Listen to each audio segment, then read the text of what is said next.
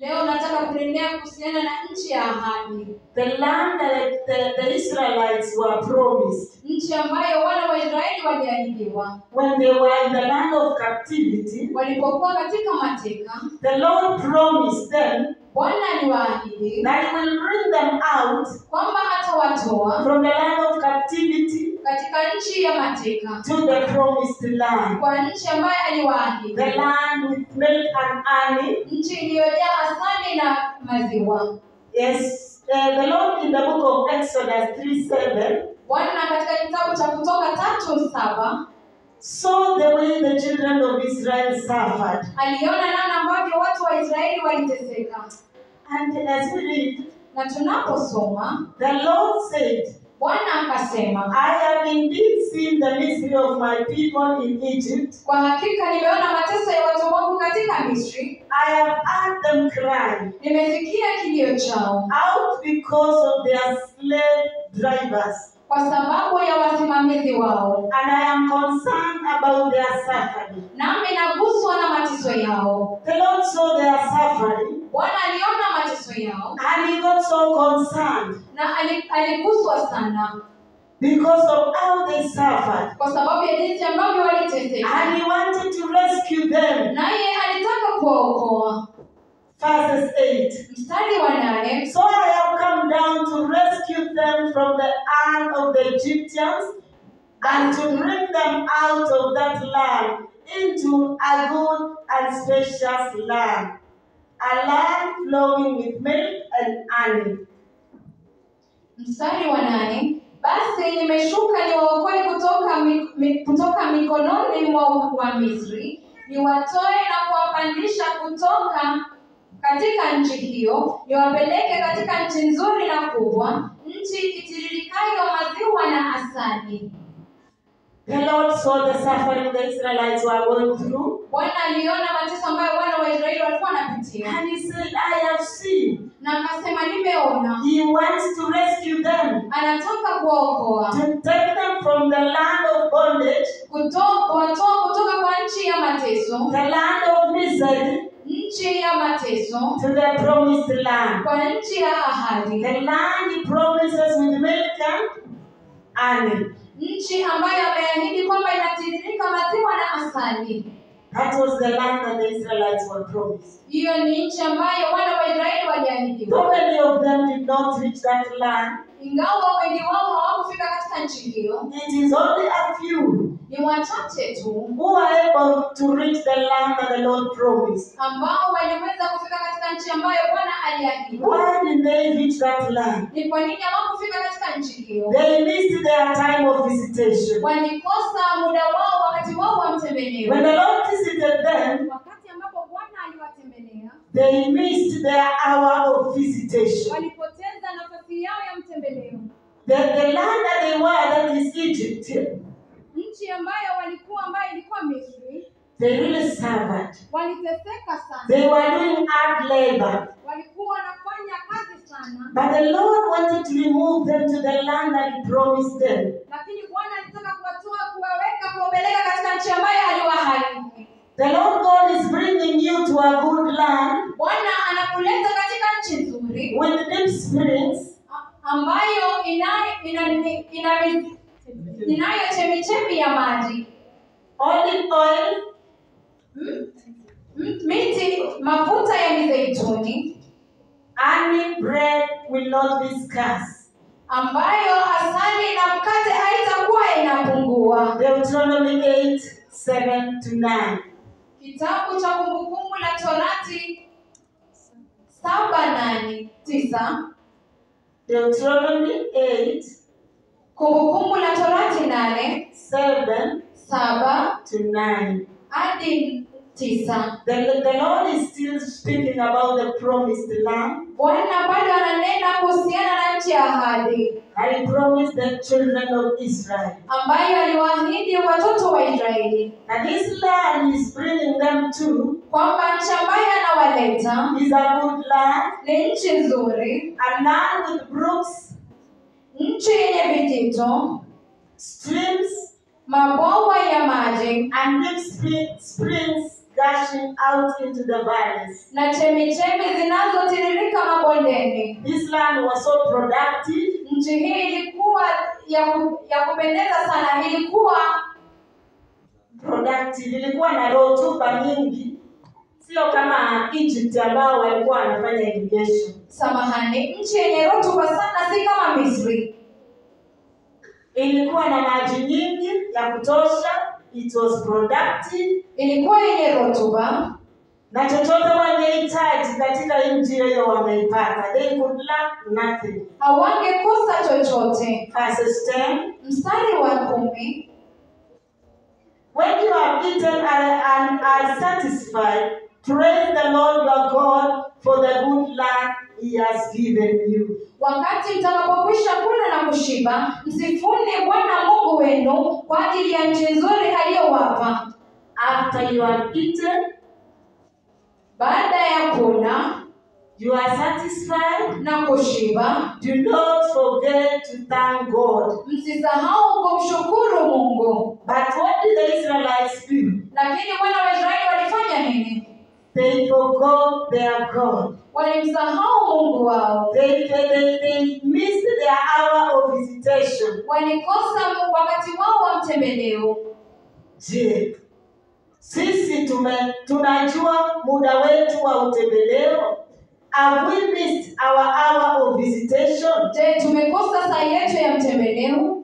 And the Lord has promised eternal life for us. Kwamba Bwana ametuahidi uzima wa milele. As the book of John 3:16. Jinsi ambavyo kitabu cha Yohana 3:16. That for God so loved the world. Kwamba kwa maana Mungu aliupenda sana ulimwengu. That he gave his only begotten son. Kwamba akamtoa mwanawe wa kipekee. That whoever believes in him Kwamba yeyote aminiye will receive eternal life. atapokea uzima wa milele. Will not perish but receive eternal life. Hata angamia bali atapokea uzima wa milele. That is our promise. Hiyo ni ahadi. Eternal life. Uzima wa milele. The Israelites were promised the land of Canaan. Wana wa Israeli waliahidiwa nchi ya Kanaani. But for us, Lakini kwetu sisi we have been promised eternal life. tumeahidiwa uzima wa milele. And whoever believes in God Kwamba yeyote amwaminie Mungu will receive that eternal life. atapokea uzima wa milele. We are here today, Tuko hapa leo preparing for this journey, tukijiandaa kwa ajili ya safari hii. preparing for this eternal kingdom Tukijiandaa kwa ajili ya ufalme huu wa milele that Jesus Christ himself ambayo Yesu Kristo mwenyewe bought it by his blood, alinunua kwa damu yake mwenyewe, by the cross, kupitia kwa msalaba, by suffering because of our diseases. kwa kuteseka kwa ajili ya magonjwa yetu. He took away our infirmity, Alibeba magonjwa yetu, our transgressions, makosa yetu, so that we may receive this eternal life. ili kwamba tuweze kupokea uzima huu wa milele. The book of John, Kitabu cha Yohana, verses 14, Yohana 14, verses 1. mstari wa kwanza. What does the Bible say? Biblia inasema nini? What is the Lord promising us? Ni nini ambacho Bwana anatuahidi? Is he promising us a land with milk and honey? Je, anatuahidi nchi tiririkayo kwa maziwa na asali? Is he promising us a land with water which is sufficient? Je, anatuahidi nchi ambayo ina maji mengi? What is the Lord promising us? Je, ni nini ambacho Bwana anatuahidi? Let us read. Wacha tusome. Reading this one. Kitabu cha Yohana mlango wa 14 mstari wa kwanza, Biblia inasema, Yesu akawaambia, msifadhaike mioyoni mwenu, mwaminini Mungu, niamini na mimi pia. Nyumbani kwa Baba yangu kuna makao mengi, kama sivyo ningeliwaambia, na kwenda kuandalia makao. Nami nikienda na kuandalia makao, nitarudi tena na kuwachukua mkae pamoja nami, ili mahali nilipo nanyi mpate kuwepo. Ninyi mnajua njia ya kufika ninakokwenda. This is what the Lord has promised the present church. Hiki ndicho ambacho Bwana ameahidi kanisa la sasa. in the book of John 14. Kitabu cha Yohana 14. That we should not be troubled in our hearts. Kwamba tusifadhaike mioyoni mwetu. Believe in God. Tumwamini Mungu. Believe also in Jesus Christ. Tumwamini pia Yesu Kristo. That believe also in me. Tumwamini pia Yesu. That is Jesus Christ. Yesu Kristo. In my Father's house. Kwamba katika nyumba ya baba There yangu. are many mansions. Kunayo makao mengi. And the Lord Jesus has come to prepare a place for us. Na Yesu Kristo ameenda kutuandalia. And if I go and prepare a place for you, verses 3. Mstari wa 3, nami nikienda na kuandalia makao, I will come back and take you to be with me. Nitarudi tena na kuwachukua mkae pamoja nami. That you also may be where I am. Ili mahali nilipo nanyi mpate kuwepo. Where the Lord Jesus is. Mahali ambapo Yesu Kristo yupo. We also may be there. Pia tupate kuwepo pale. That is the promise that the Lord is giving the church. Hiyo ni ahadi ambayo Bwana anapea kanisa. The promise of eternal life. Ahadi ya uzima wa milele. How many would want to get this promise fulfilled in their lives? Ni wangapi wanataka kwamba ahadi hii ipate kutimia katika maisha yao? The promise of eternal life. Ahadi ya uzima wa milele. That Jesus has gone to prepare a place for us. Kwamba Yesu Kristo ameenda kuandaa mahali kwa ajili yetu. That where he will be. Kwamba pale alipo. We will also be there. Pia nasi tupate kuwepo. We read in Exodus. Tulisoma katika Kutoka. And so that the Israelites, the promise that they were given. Na tukaona kwamba ahadi ambayo wana wa Israeli walipewa. They missed the hour of visitation. Walikosa wakati wao wa mtembeleo. The Church of Christ today. Kanisa la Kristo leo. Have we missed our visitation? Je, tumekosa mtembeleo wetu? Are we focusing on the cloud? Je, tunalenga katika wingu? Are we focusing on preparation? Je, tunalenga katika kujiandaa? But Jesus Christ promised Kwamba Yesu Kristo aliahidi. that where he has gone, Kwamba mahali ambapo he ameenda. has gone to prepare a place for us. Ameenda kuandaa makao kwa ajili yetu. Whoever believes in him Kwamba yeyote amwaminie will have that eternal life. apate uzima wa milele. The eternal kingdom Ufalme wa milele. that Lazarus was able to receive. Kwamba Lazaro alipata pia kupokea. But the rich man, Lakini yule mtu tajiri he missed the hour of his visitation. alikosa wakati wake wa mtembeleo. He enjoyed life. Alifurahia maisha. He enjoyed riches. Alifurahia utajiri. And even Lazarus was speaking from his table. Na Lazaro alikuwa akila kutokana na mabaki ya meza yake. He thought life was just to enjoy. Alidhania kwamba maisha ilikuwa tu kufurahia. He didn't know that one day, Hakujua kwamba siku moja end of life will come. mwisho ya maisha itafika. He cried, Alilia. Father Abraham, Baba Abrahamu, sent even Lazarus mtume hata Lazaro to tip a finger on his tongue. kuweka kidole kwa ulimi wangu. But the time was not there. Lakini wakati haukuwepo. He had all the time with Lazarus during the time they were together. Alikuwa na muda wote pamoja na Lazaro wakati ambapo bado walikuwa hai. He was eating and enjoying. Alikuwa akila na kufurahia Riches of this world. utajiri wa ulimwengu huu. Lazarus did not have anything. Lazaro hakuwa na But chochote. he trusted upon the Lord. Lakini alimwamini Mungu. And the Lord took him to paradise. Naye Bwana akampeleka katika paradiso. He did not miss his hour of visitation. Hakukosa wakati wake wa mtembeleo. Church of Christ. Kanisa la Kristo. Where are we today? Je, tuko wapi leo? Have we missed our visitation? Je, tumekosa mtembeleo wetu? Are we focusing on Jesus of Nazareth? Je, tunamlenga Yesu Kristo wa Nazareti? The author and finisher of our faith. Mwanzilishi na mkamilishaji wa imani yetu. The Alpha and Omega. Yeye aliye Alfa na Omega. The beginning and the end. Yeye ambaye ni mwanzo na mwisho. That he will come one day Kwamba siku moja atakuja to take us to the eternal kingdom. kutuchukua katika ufalme wa milele. During the rapture of the church. Katika unyakuzi wa kanisa. During the rapture of the church. Siku ya unyakuzi wa kanisa. Not the second coming.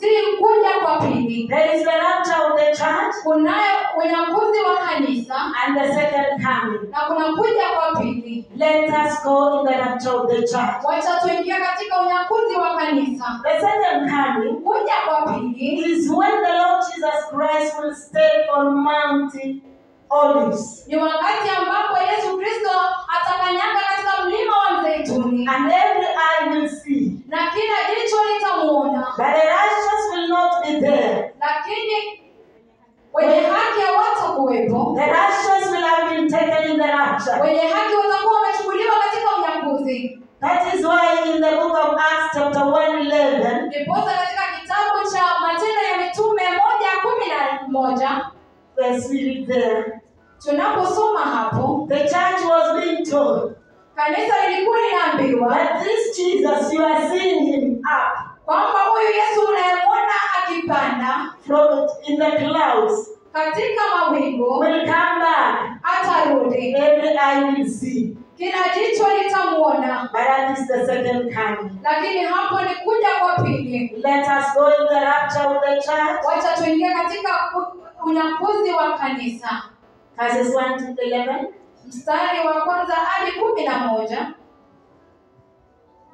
Matendo ya Mitume 1:11. Biblia inasema, wakasema, enyi watu wa Galilaya, mbona mnasimama mkitazama juu angani? Huyu Yesu aliyechukuliwa kutoka kwenu kwenda mbinguni atarudi tena jinsi hiyo hivyo mlivyomwona akienda zake mbinguni. The same Jesus, Yesu huyu you are seeing him taken to heaven, ambaye mnamwona akichukuliwa mbinguni will come back the same way. atarudi katika njia hiyo. Every eye will see. Kila jicho litamuona. Another scripture says, Na andiko lingine linasema, every tongue will confess kila ulimi utakiri that Jesus is Lord. kwamba Yesu ni Bwana. In the second coming. Katika kuja kwa pili, What am I speaking today? ni nini ambacho nanenea siku ya I am leo? speaking about the promise that Jesus Christ has promised us. Na nena kuhusiana na ahadi ambayo Yesu Kristo ametuahidi, The eternal kingdom ufalme wa milele that is soon coming. ambayo inakuja hivi upesi, That he who is coming will not delay. kwamba yeye ajaye hata kawia, As in the book of Hebrews chapter 10. inavyosema katika kitabu cha Waebrania 10. Daniel chapter 12 verses 1. Kitabu cha Danieli 12 mstari wa kwanza. Let us read. Wacha tusome. We had Mama Julius alikuwa ametusomea. Wacha tusome.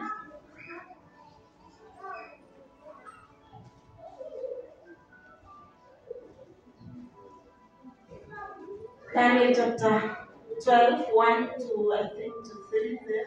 Danieli 12 mstari wa kwanza hadi 3.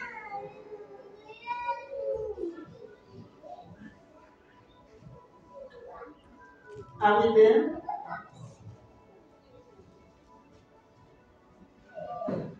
Let us read. Wacha tusome. At that time, Michael, the great prince who protects your people, will arise. Katika wakati huo Mikaeli mtawala mkuu ambaye huwalinda watu wako atainuka. There will be a time of distress, Kutakuwako wakati wa taabu, such as not happened from the beginning of nations until then. ambao haujatokea tangu mwanzo wa mataifa hadi wakati huo. But at that time, Lakini kwa wakati huo your people, watu wako, everyone whose name is found written in the book, will be delivered. kila mmoja ambaye jina lake litafutwa limeandikwa kwenye kitabu ataokolewa. Multitudes who sleep in the dust of the earth will awake, Watu wengi ambao wamelala kwenye mavumbi wataamka, some to everlasting life, baadhi yao kwa uzima wa milele, others to shame wengine kwa aibu and everlasting contempt. na kudharauliwa milele. This is talking about distress. Inanena kuhusiana na taabu. Those who are wise will shine like the brightness of the heavens, Wale wenye hekima watang'aa kama mwanga wa mbingu, and those who lead men into righteousness like the stars forever and ever. nao wale ambao waongoza wengi kutenda haki watang'aa kama nyota milele na milele. Hallelujah. Hallelujah. How many have we brought into the house of God? Ni wangapi tumewaleta katika nyumba ya Mungu? How many of us will shine during that time? Ni wangapi wetu watang'aa siku hiyo? How many of us will receive rewards? Ni wangapi wetu watapata thawabu? That time when the Lord Jesus Christ comes for the church. Wakati huo ambapo Yesu Kristo atalijia kanisa. How many of us will shine like the brightness of the heaven? Ni wangapi kati yetu ambao watang'aa kama mwanga wa mbingu? I thank God there is extravaganza. Ninamshukuru Bwana kwamba kutakuwa na ibada. Hallelujah. Hallelujah. That we may go out, Kwamba tuweze kwenda nje even to bring others, na kuwaleta hata to wengine. evangelize. Kuweza kufanya That uinjilisti. many may come into the house of God. Kwamba wengi waje katika nyumba ya Mungu. Our pastor for evangelism, Mchungaji wetu wa uinjilisti, Pastor Emmanuel. Mchungaji Emmanuel, We are ready to go and make disciples, tuko tayari kuweza kwenda huko nje na kufanya wanafunzi, to evangelize, kufanya uinjilisti, so that day ili kwamba siku hiyo we may not be ashamed, hatutaaibika, but we shall shine. bali tung'ae. The Lord Jesus Yesu Kristo will say, welcome atasema karibuni to the mansions that they have made kwa makao ambayo ametuandalia for us. kwa ajili yetu. The book of Genesis 5:24 Kitabu cha Mwanzo 5:24 talks about one who was faithful inanena kuhusiana na yeye aliyekuwa mwaminifu until he did not see death. hadi hakuona mauti, He was raptured. alinyakuliwa, He received the eternal kingdom. alipokea ufalme wa milele. There was one man called Enoch. Hiyo ni mtu mmoja ambaye anaitwa Enoki. Enoch walked faithfully with God. Enoki akatembea na Mungu kwa uaminifu, Then he was no more kisha akatoweka because God took him away. kwa sababu Mungu alimchukua. Enoch Enoki walked with God. alitembea na Mungu, His ways njia yake pleased the Lord. ilimpendeza Mungu, He did not see death. hakuona mauti. All of us are desiring. All of us are desiring Kila mmoja wetu anatamani to walk like Enoch. kutembea kama Enoki, And that day, ya kwamba siku hiyo that promise of eternal kingdom, ya ahadi ya ufalme wa milele we may receive. tuweze kuipata. We know the Bible says, Tunajua kwamba Biblia inasema, many will say, wengi watasema, Lord, Lord, Bwana, Bwana, we prayed for the sick. tuliwaombea wagonjwa, We prayed for demons and they took away. tulifukuza mapepo, We did this and this. tulifanya hili na lile. But the Lord Jesus Lakini Bwana Yesu will say, I don't know you. atasema sikujui. The book of Matthew 7:21. Kitabu cha Mathayo We 7:21. are not reading just right. Hatutasoma, utaandika tu. The promise of eternal kingdom. Ahadi ya ufalme wa milele. Will you say, Lord, Lord? Je, utasema Bwana, Bwana, We cast demons. tulifukuza mapepo, We prayed. We went for evangelism. tuliomba, tukafanya uinjilisti, We even fasted. hata tulifunga. Open the door for me. Nifungulie mlango. He will say, Atasema I don't know you. sikujui. Remember, Kumbuka as we read, tuliposoma, not all of the Israelites reached the promised land. si wote kati ya wana wa Israeli waliofika katika nchi ya ahadi. The Bible has also said, Biblia pia imesema some will be locked out. wengine watafungiwa nje. It is my desire Ni tamanio langu that all of us kwamba sisi sote will enter tupate kuingia during the day of the rapture. katika siku ya unyakuzi. That day will be big. Siku hiyo itakuwa kubwa, It will be enormous. itakuwa kubwa You sana, don't want to miss. hutaki kukosa. How many have dreamt about the day of the rapture? Ni wangapi wameota kuhusiana na siku ya unyakuzi? Wangapi waliota siku nyingine kuwa unyakuzi ulitendeka na ukuweza kwenda? Wangapi? Mimi nilishapata. Yaani unaona watu walienda na wewe umebaki. That is being alert. Hiyo ni kuwa makinifu. Ni kwamba mawazo yako imekuwa ikifikiria kuhusu unyakuzi. You have been thinking about the rapture of the church. Umekuwa ukiwazia kuhusiana na unyakuzi wa kanisa. That will make you to be alert. Hiyo itakufanya uwe makini. That will make you to prepare. Itakufanya ujiandae. That will make you to walk out your salvation with fear and trembling. Hiyo itakufanya uendeleze wokovu wako katika hofu na kutetemeka. That will make you to be watchful. Hiyo itakufanya uweze kukesha. To be anxious. Uweze kuwa na wasiwasi. Like the time you are doing an exam. Kwamba kama wakati ambapo unafanya mtihani. How many have been in a classroom of exam? Ni wangapi wamekuwa katika darasa ya mtihani? How does it feel to be before an examiner? Unahisi aje kuwa mbele ya yule ambaye anawatahini? It is an experience yenye ungetaka. Ya kuogopesha. Si ndio hata watoto wa form 4 wanaofanya mtihani? Si wanasema mtuombee. Ndiposa Bwana awapatie ujasiri waweze siku hiyo kuwa confident na hata waweze kuface the exam with all the confidence. Ili kwamba waweze kufanya ile mtihani kwa ujasiri. This one is the biggest exam. Hii ndiyo mtihani ambaye ni kubwa zaidi. That we need to prepare more than preparing for an examination. Ambaye tunahitaji kujiandaa kuliko tunavyojiandaa kwa ajili ya mtihani. Or even when we are preparing for an interview. How many have gone to an interview? Ama hata jinsi ambavyo unajiandaa unapoenda katika interview. How does it feel when you enter inside? Unahisi aje unapoingia ndani?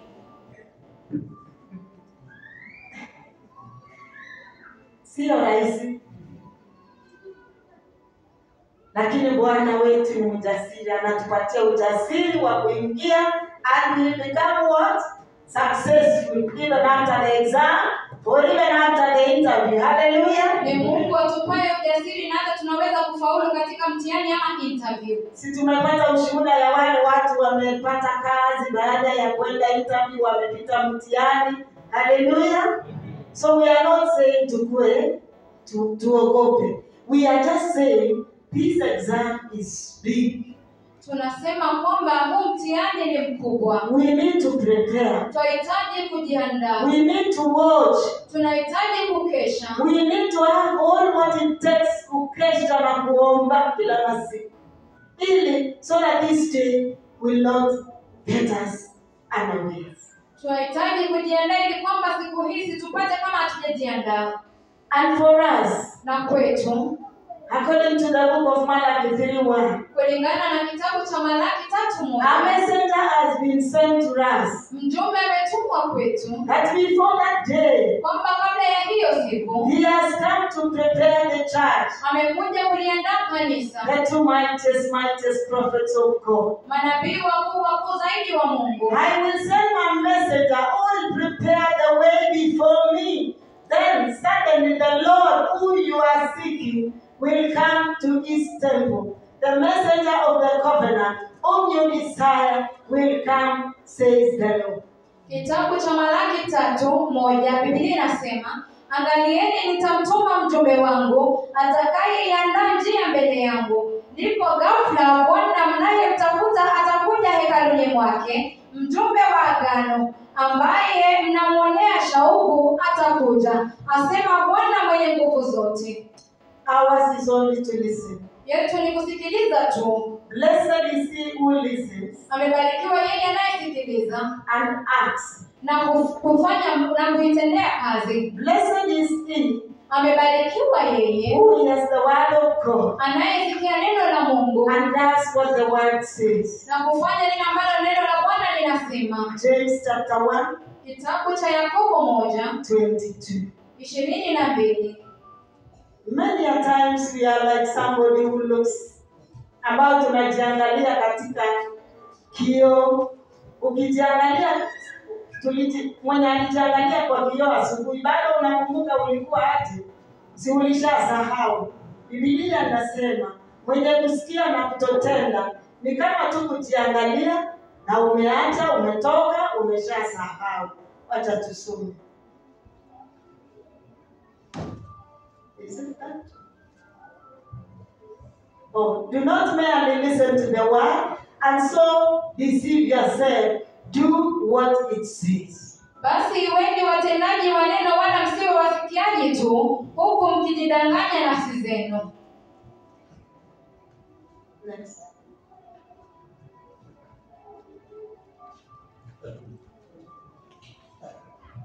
Do not just mere listen to the word, but let us to do what the word says. Tusisikilize tu neno, bali tufanye kile ambacho neno linasema. Verses 23. Mstari wa 23. You can read in this way. Biblia inasema, kwa maana kama mtu ni msikiaji tu kwa neno, wala hatendi kile kinachosema, yeye ni kama mtu ajitazamaye uso wake kwenye kioo, na baada ya kujiona alivyo, huenda zake na mara usahau jinsi alivyo. Anyone who listens to the word but does not do what it says is like someone who looks at his face in a mirror and forgets.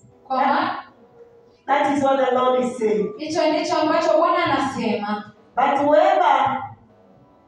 whoever looks intently into the perfect law, lakini yeye anayeangalia kwa bidii katika sheria kamilifu,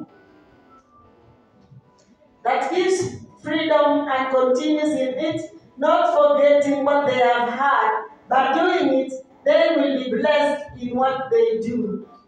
Mstari wa 25 Biblia inasema, lakini yeye anayeangalia kwa bidii katika sheria kamilifu, ile iletayo uhuru, naye akaenda kufanya hivyo bila kusahau alichosikia, bali akalitenda, atabarikiwa katika kile anachofanya.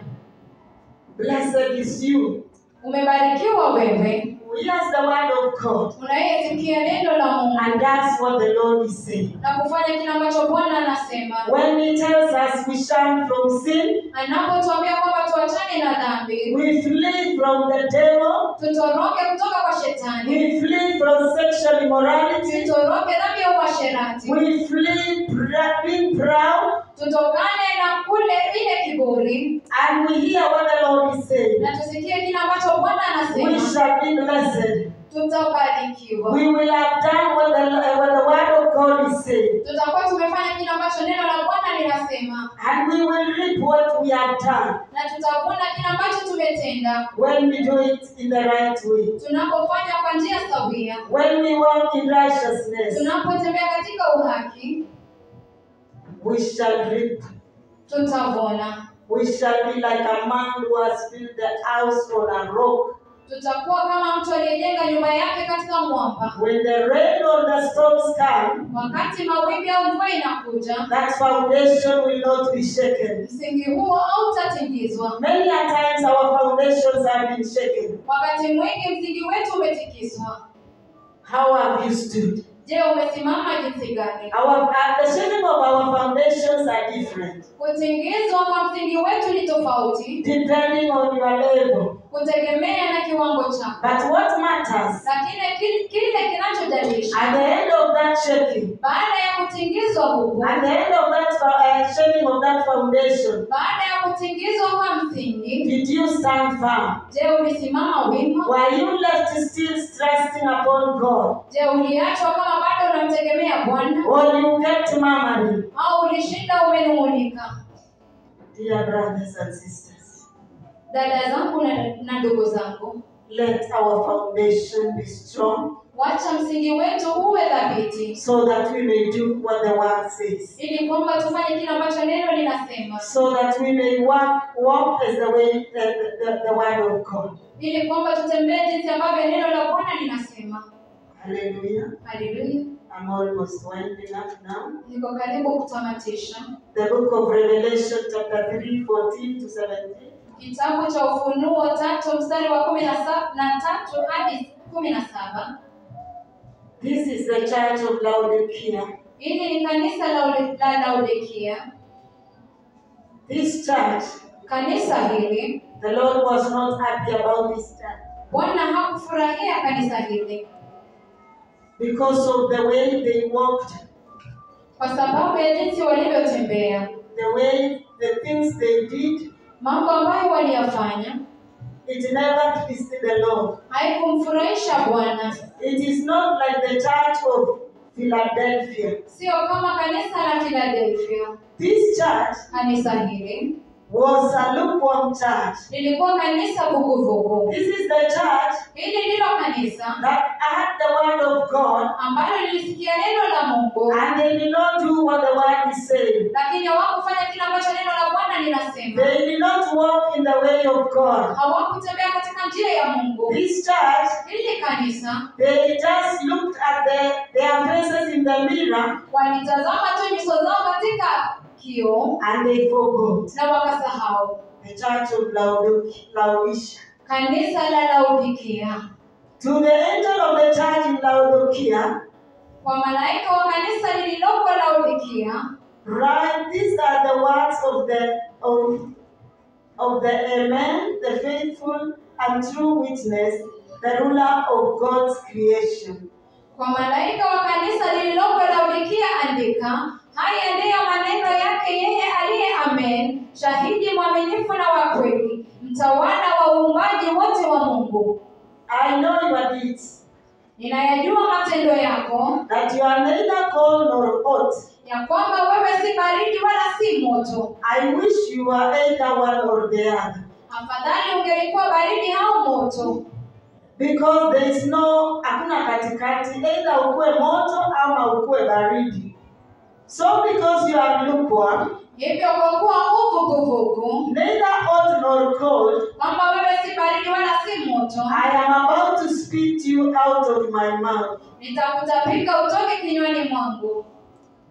The Lord is saying, Bwana anasema, there is no being lukewarm church. hakuna kuwa kanisa vuguvugu. There is no being in between. Hakuna kuwa hapo katikati. There is no serving two masters. Hakuna kuwatumikia mabwana wawili. It is either you serve the Lord, Ni utumikie Bwana. it is either you are hot Wewe uwe moto or cold. au baridi. There is no lukewarmness in the house of God. Hakuna uvuguvugu katika nyumba ya Bwana. Someone who is lukewarm Yeye ambaye ni vuguvugu will not enter the rapture of the church. hata ingia katika unyakuzi wa kanisa. Will be like the church of Laodicea. Atakuwa kama kanisa la The Laodikia. Lord says, Kwamba Bwana anasema, because you are neither hot or cold, kwa sababu wewe si moto wala baridi, I will speak to you. mimi nitakutema. This is the church of Lord Church. Hili ni kanisa la Bwana. The door closed when they did not enter. Mlango ulifungwa kama hawajaingia, Because they were not hot kwa sababu hawakuwa and they moto were not cold. wala hawakuwa baridi. The Lord speaks them. Bwana akawatapika. This church, Kanisa hili, the church of Laodicea, kanisa la Laodikia, church of Christ. kanisa la Kristo, Let us decide wacha tutamani to be the church of the wise virgins. kuwa kanisa la wanawali watano wenye busara, Where, mahali when the Lord Jesus Christ came, wakati Yesu Kristo alikuja, they were ready. walikuwa tayari. Their lamps were burning. Taa zao zilikuwa They zinawaka. had extra oil. Walikuwa na mafuta The nyingi. Lord Jesus received them. Yesu Kristo aliwapokea. He did not spit them. Hakuwatapika. But this church, Lakini kanisa hili, the Lord says, I will spit you. Bwana anasema nitakutapika. Because you are not cold, you are not hot. Kwa sababu wewe si moto wala si baridi. I know something which is hot. Najua kwamba kitu ambacho ni moto, It is known, it is seen. inajulikana, inaonekana. It is something you can see that this is hot and you will not touch. Ni kitu ambacho unaona kwamba hii ni moto na huwezi kuligusa. But something cold, Lakini kitu ambacho ni baridi, everything can touch. chochote kinaweza kuguza. Even a fly can touch. Hata nzi inaweza kuguza. Because it is cold. Kwa sababu ni baridi. Church of Christ. Kanisa la Kristo. The Lord has promised us a eternal kingdom. Bwana ametuahidi ufalme wa milele. That He has gone to prepare a place for us. Kwamba ameenda kutuandalia makao. That where He has gone, Kwamba mahali ambapo ameenda, He will come to take us. atakuja kutuchukua. Let us prepare. Wacha The tujiandae. time is no longer there. Wakati haupo nasi. The midnight time is coming. Saa 6 ya usiku karibu inafika. The darkness of the hour is coming. Giza la wakati karibu linafika. When you will need the extra oil. Wakati ambapo utahitaji mafuta zaidi. Your foundation will be shaken. msingi wako utatingizwa. Will you stand firm? Je, utasimama wima Or you will waver ama utatikisika like the Lord's wife, kama mke wa Loti who could not stand ambaye hakusimama the shaking of the foundation? kutingizwa kwa msingi? When they were told to move away, Walipoambiwa kwamba waondoke, he could not move. yeye hangeondoka. He was looking back Alikuwa anaangalia nyuma and remembering what is behind. na kukumbuka kile ambacho kiko nyuma. The book of Luke chapter 17:32.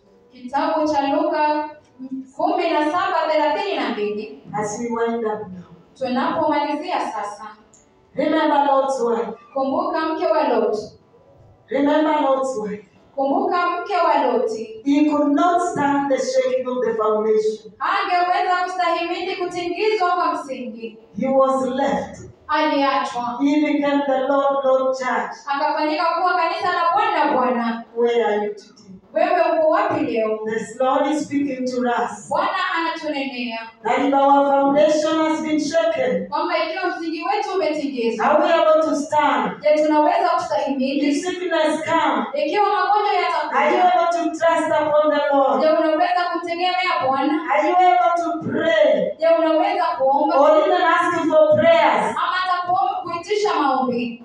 Where are you today? Je, uko wapi leo? When your foundation will be shaken. Wakati ambapo msingi wako utatingizwa, When your foundation is shaken, wakati ambapo msingi wako will unatingizwa, you stand on the firm foundation? je, utasimama kwa msingi thabiti? Which foundation have you laid your foundation on? Ni msingi upi ambao umejenga msingi wako? As we stand. Tunaposimama, Which foundation have you laid? ni msingi upi ambao umejenga?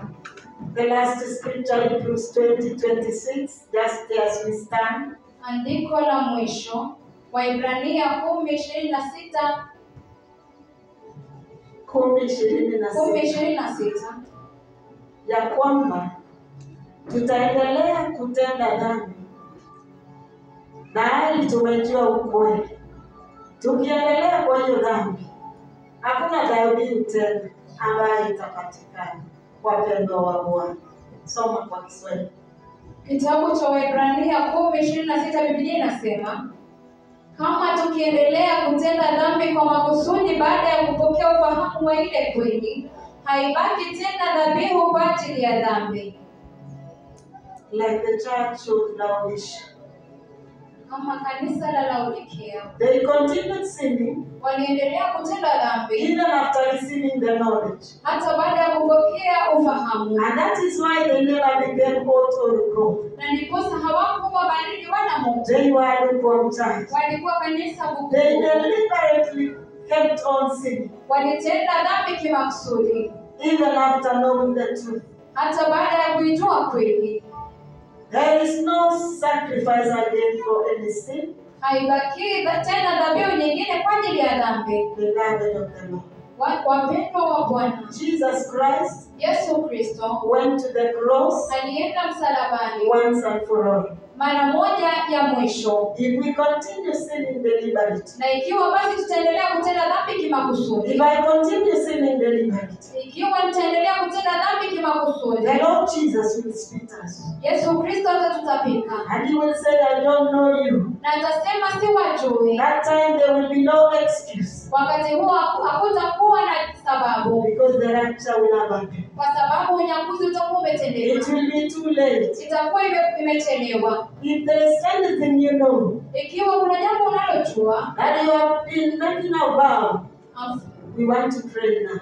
tunataka kuomba sasa. If there is something you have made a vow Ikiwa kuna jambo ambalo umeweka nadhiri and you have not done it, na wewe hujaitimiza, today we are going to repent. siku ya leo tunaenda kutubu. If there is a sin Ikiwa kuna dhambi that you have done deliberately ambayo umetenda kimakusudi and you have not repented, na hujatubu, it is the time now to repent. ni wakati sasa wa kutubu, Because kwa sababu there is no other sacrifice left. hakuna dhabihu yoyote inayobaki. Jesus died once and for all. Yesu Kristo alikufa mara moja kwa He ajili took yetu. away all our sins. Alichukua dhambi zetu He zote, took away all our Lord, Mwambie tu Bwana, what is this nini that you have done? ambayo umetenda, That you have taken Jesus back to the cross. ambayo umempeleka Kristo Yesu kwa What msalaba. is this? Ni nini hii That you have opened, you have given a sacrifice ambayo umetoa dhabihu instead of being obedient. badala ya kutii? Just tell the Lord today. Mwambie tu Bwana. Let us tell the Lord today. Wacha tumwambie Bwana leo. He has given us another opportunity. Ametupa nafasi nyingine Even to return to Him. hata ya kumrudia. Maybe Huenda we have gone on our own ways. tumeenda katika njia zetu And the wenyewe, Lord is saying, I will speak to you. na Bwana anasema kwamba nitawatapika. Na tunaona tu muda inaisha. Uchaguzi umekaribia. Na Bwana akitutema, tutaenda wapi? Tutakosa mtembeleo wetu. Tutakosa mtembeleo kanisa la mwisho. Tazama hili kanisa. Tumeona matendo ya Bwana. Tumeona visiwi wakiisikia. Tuko na Ismail Kiprono. Tumeona viwete wakitembea. Tuko na Isaac Mchumba. Tumeona HIV Jerome uko Waseges. Haliponywa na damu ya Yesu. Hatutakuwa na sababu. Hatutakuwa na sababu ya kumwambia Bwana, "O Mungu wetu, turudie. Utusaidie Jehova. Utusaidie. Utusaidie Mungu wetu." Tazama Bwana, wana wa Israeli waliopoteza muda wao wa kutegemea. Je, sisi kanisa la sasa, tukipoteza mtembeleo wetu, tukikosa mtembeleo wetu, tutafungiwa nje kwa sababu hakuna nafasi tena, hakuna tena dhabihu. Biblia inasema Yesu alikufa msalabani once and for all. There is no other sacrifice than the Lord Jesus. Bwana Yesu, Mungu Baba anaweza kutoa kuliko mwana wake tu pekee aliyemtoa msalabani. Je, Mungu wangu, nisamehe siku ya leo. Mara nyingi nimekurudisha msalaba. Mara nyingi nimesirudisha mwana wa Mungu msalaba. Yesu anasamehe, unisamehe. Baba, nimetoa nadhiri. Nimetoa nadhiri na sitatimiza. Mungu wangu, natubu siku ya leo. Ninatubu Mungu mwaminifu. Nilisema ukinitendea hivi nitafanya hii. Hadi leo Bwana sijatimiza. Ninatubu Mungu wa Israeli. Ninatubu Jehova. Ninatubu siku ya leo. Mungu mwaminifu. Jehova, ukikuja leo, Bwana utatufungia nje. Tumekimbilia nyumba yako. Tumekimbilia damu ya Yesu. Tumekimbilia nyumba yako Jehova. Sisi hatumoto wala baridi. Bwana Yesu, tusamehe siku ya leo. Tumetembea katika njia zetu. Tumetembea katika njia zetu. Dhambi zetu Bwana zimetutoa nje. Mungu wangu, ninatubu siku ya leo. Ninatubu Bwana. Ni mambo mingi tumesema.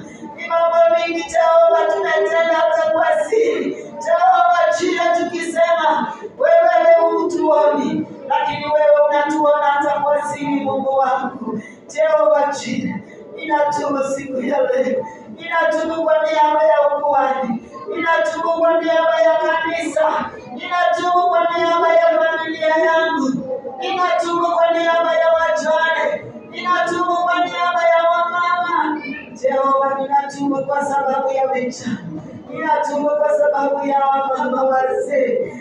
Watoto wa Sunday school, ninatubu siku ya leo. Na kwamba kama kuna chochote Jehova tulisema na hatujatenda kama kanisa lako, Bwana, ninatubu siku ya leo. Forgive us, my Father. Forgive us, O Lord. Forgive us, Jesus of Nazareth. All the vows that we have made in the house of God and have not been fulfilled. I repent today, my Father. I repent, my Father. Have mercy on this child today, Jehovah. That Jesus Christ said that do not be troubled in your hearts. Believe in me and believe in the Father. And oh God, Jehovah, Jesus has gone to prepare mansions for us. You have promised us eternal kingdom. And was my Father that we miss the hour of our visitation. We may not miss the hour of our visitation like the Israelites, my Father. Thank you for the mega prophets of God. Asante kwa manabii wakuu. Maume watuma Jehova. Oh, Yesu wa Nazareti, umewatuma kutuandaa, umewatuma kutuonya, umewatuma Jehova kuturekebisha, umewatuma Jehova kuturebuke. Oh, my Father, give us the Spirit of the Lord. And Lord, when we are rebuked, we are able to turn away from our sins, my Father. The sins of sexual immorality, the sins of idolatry in our lives, my Father, the sins of unforgiveness in our lives, oh, the sin of pride in us, my Father, like the rich man who was proud, my Father. He did know that one day life will come to an end. Oh, my Father, and mercy of God, and whatever we have done, ndani ambayo imekuwa chukizo mbele zako tusamehe. Mungu wa Israeli, labda tutawatenda mema kwa watu wetu na majirani wetu, Jehova. Mungu tusamehe, tusaidie. Wacha tukue barua, wacha tukue chumvi, wacha tukue chumvi ya ulimwengu, Jehova. Bwana wanatenda hata kulingana na neno lako. Tazama yule anayesikia neno lako na kutotenda, ni kama yule Jehova anajiangalia kwa kioo. Tusamehe Bwana. Mara nyingi Jehova tumejiangalia na hata kusahau. Mara nyingi Bwana umetuambia tutende na hata hatujatenda. Oh, Mungu wangu tusamehe. Tusimame mbele za Bwana. Tusamehe Jehova. Sisi tumepungukiwa na utukufu. Jehova, tumepungukiwa na wako, tusamehe siku ya leo. Sisi ni wenye dhambi mbele zako, ukituona sisi si moto. Jehova, sisi tuko katikati, tusamehe Bwana. Ni kanisa Jehova, ulitema. Oh, tunaomba siku ya leo usituteme Bwana. Uturekebishe Jehova, tuko tayari kusikia. Tuko tayari kurudi. Tuko tayari Bwana kutenda mapenzi yako. Tuko tayari Jehova, yale tumeahidi Bwana, utatusaidia kutimiza. Mungu mwaminifu, Mungu mwenye huruma, Jehova utuhurumie, sisi ni wanadamu. Tuhurumie Jehova, utuhurumie. Tumerudi kwako. Tulimeiba inasema narudi kwako. Tunaporudi mbele za Bwana, acha turudie Mungu siku ya leo. Neema yake itutoshe, tusaidie. Acha turudie tu huyu Mungu.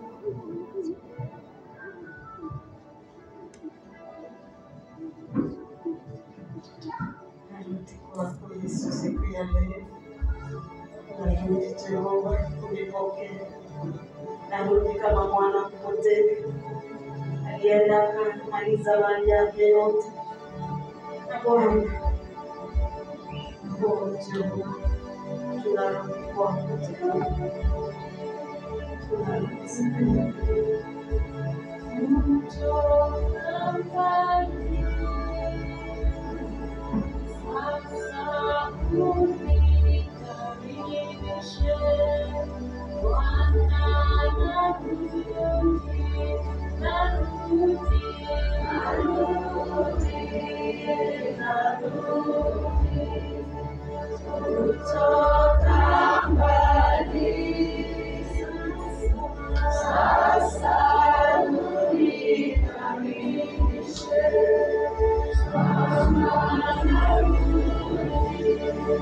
Utapokea Yesu leo, ni mara yako ya kwanza, na kukaribisha tu hapa mbele uweze kuja kupokea Yesu.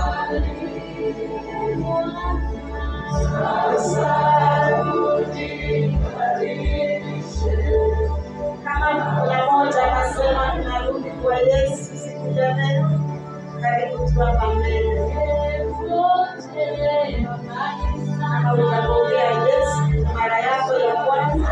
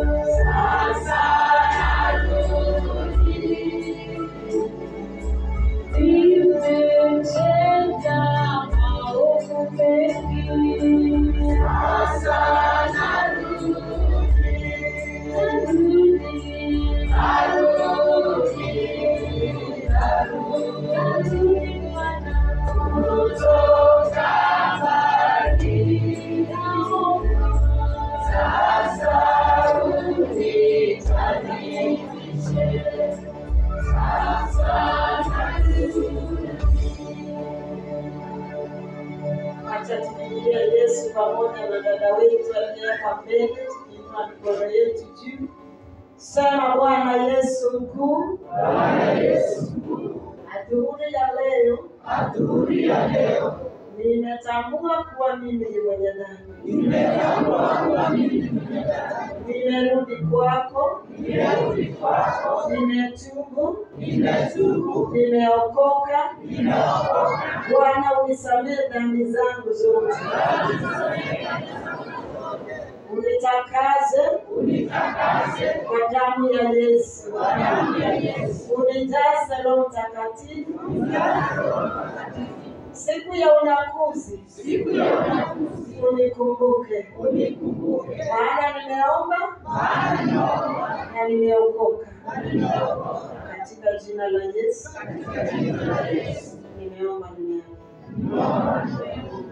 Tuombe. Mighty Father, Baba mkuu, in the name of Jesus Christ, kwa jina la Yesu Kristo, we are before you, Lord, tuko mbele zako Bwana, with all the humility. tukinyenyekea sana. We want to worship your name alone. Tunataka kuabudu jina lako peke yake. You are worthy to be glorified. Unastahili kutukuzwa, You are worthy to be exalted. unastahili kuinuliwa. You are Jehovah God, Wewe ni Yehova Mungu, Jehovah Rapha, Yehova Rafa, Jehovah Jireh. Yehova Jire. Father, in the name of Jesus, Baba, kwa jina la Yesu, we want to thank you for this service tunakushukuru kwa ibada ya leo, that you have been with us, my Father. ya kuwa umekuwa pamoja nasi Baba We yangu. have seen your hand. Tumeona mkono wako, We have seen your faithfulness. tumeona uaminifu wako. Thank you for the miracles that we have celebrated today. Asante kwa miujiza ambayo tumesherehekea siku ya leo, That you have done even unto us. ya kuwa hata nasi umetutendea. Thank you for healing Charity. Asante kwa kumponya Charity, Thank you for healing Tabitha. asante kwa kumponya Tabitha. We declare, my Father, Tunatangaza Baba that there yangu is power in the blood of ya Jesus. kuwa kuna nguvu kwa damu ya Yesu. Thank you, Holy Spirit, Asante Roho Mtakatifu, that you have been with us this morning, kwa kuwa umekuwa nasi tangia asubuhi even in this service. hata kwa ibada ya leo. Father, Lord of glory, Baba Mungu wa utukufu, I declare the blessings of the Lord ninatangaza baraka za Bwana upon your people today. juu ya watu wako siku ya By leo, the degree of the two mightiest prophets of God, ya kuwa amri ya manabii wakuu sana wako Mungu, and we are blessed as we go out and as we come in. ya kuwa wametubariki tunapotoka na hata tunapokuja. Thank you, Holy Spirit of God. Asante Roho Mtakatifu wa Mungu, You are always our teacher. wewe ndio mwalimu wetu kila na pray that you will walk with us this week Tunaomba uweze kutembea nasi wiki nzima, and that you will remind us your word, Jehovah, na utatukumbusha neno lako Yehova, and we may walk righteous before you, ili tuweze kutembea na uhaki mbele that zako, we may walk like Enoch, ili tuweze kutembea kama Henoki, and the day of the rapture, na siku ya unyakuzi Father, you will receive us in glory. Baba utatupokea kwa utukufu. We shall go into the rapture of the church. Tutaingia katika unyakuzi wa And the kanisa, Bible is saying it is soon. na Biblia inasema imekuwa ni karibu sana. Blessed be your name. Jina lako libarikiwe, May you be honored and glorified forever. wacha na uheshimiwe na utukuzwe May milele. this week be a week of blessing unto us. Hata wiki huu utubariki wiki nzima. Remember those who are sick, my Father. Kumbuka wale ambao ni wagonjwa Baba yangu, By the power of the blood of Jesus, na kwa nguvu ya damu ya Yesu may they receive their healing. wapokee uponyaji wao. Anyone who has other needs, Yeyote aliye na hitaji yeyote ile, may they receive by the degree of the blessings of God. waipokee kwa amri ya tangaza ya baraka yako Mungu, Because we have prayed and believed kwa sababu tumeomba na kuamini in Jesus' name. kwa jina la Yesu. Amen. Amina.